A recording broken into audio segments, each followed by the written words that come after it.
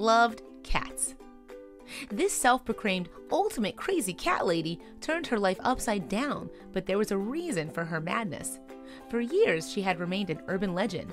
Then, she opened her doors to an interview. But when the cameraman approached her property, they immediately realized that this cat lover had severely underestimated the situation. How it all started.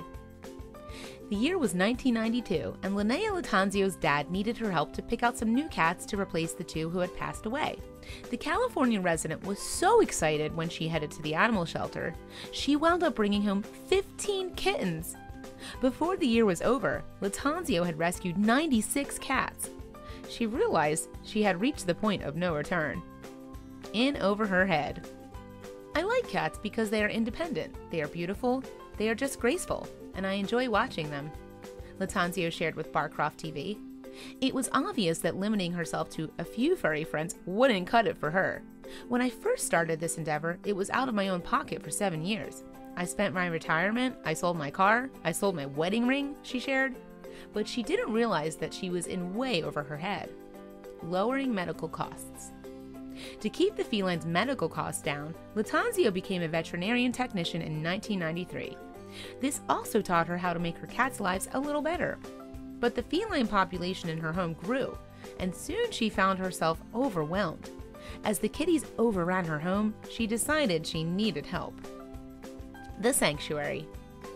As the years passed, her love for cats grew. She even entertained the notion of turning her property into a nonprofit organization dedicated to helping finding cats a safe home. Eventually, she managed to accomplish her goal. She created the Cat House on the King Sanctuary. But Latanzio still had other goals she desperately needed to meet. The Cat House on the Kings is a 6-acre sanctuary for homeless cats. It's considered one of the largest no-cage, no-euthanasia refuges in California. 300 kittens, 800 adult cats, and a couple of peacocks call the sanctuary their home. All the animals roam free thanks to the cat-proof perimeter fencing the shelter, but there's just not enough space. Far too generous. In 2004, Latanzio was gifted an entire estate by a generous donor. This allowed her to make a profit from the sale, which helped her to buy the neighboring property. Soon, she managed to expand the grounds to 12 acres, and still, her love for cats pushed her to do more. I started by taking in cats, but it wasn't my intention to have 1,000+ cats, but it's happened one step at a time, Latanzio explained. But unfortunately, the more cats she brought in, the bigger the financial burden became. It wasn't easy paying for food, litter, staffing, vet visits, and maintenance. The total cost of her expenses was about $1.6 million a year. This proved to be quite a challenge because she had no clue how she would keep the sanctuary running. A day in the life. As a sanctuary staff member, Teresa Angel knew what to expect each day. Each day started at 4 a.m. They fed the cats, which took anywhere from 30 minutes to an hour. Fellow staff member Frank Labors admitted he wasn't a big fan of cats when he started working there. But that was quickly changed for him as he grew more and more attached to the felines. Every cat has different characteristics. You get to know them. They get to know you and kind of wait for you when you walk through the gate. It's pretty cool, Labors explained. Her only focus. Latanzio eventually realized this was too much for her to handle. Both she and her team had given over 24,000 cats and 7,000 dogs a second chance. She even handled about 40,000 animals who were spayed and neutered. But she's recently come to the conclusion that she'll have to find new homes for her cats. They've already forced her to give up a comfortable life in order to ensure their well-being, and she simply can't take it anymore. No space. The cat population grew so much that it pushed Latanzio out of her home. There wasn't room for me anymore. I ended up with 60-some cats in my bedroom with dogs, and I just said that's it, and I moved out, she recalled.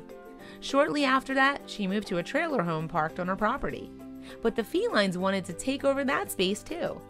When I moved to the trailer, I swore it would be a cat-free zone, but I currently have 20 kittens and 4 puppies in there. Downsizing.